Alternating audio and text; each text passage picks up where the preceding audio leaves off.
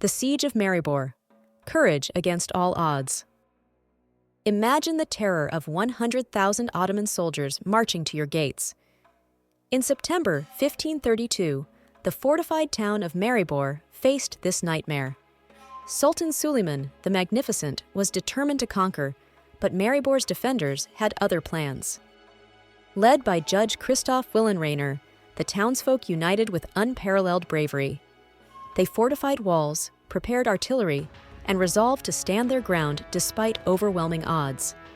For 9 intense days, they held off relentless attacks. Their strategic brilliance and unity turned the tides.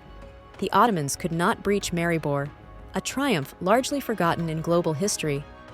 Discover how courage and strategy changed history. Learn Slovenian and Slovenian culture. Follow our Facebook page, Slovenian Language Learning Group. See you soon!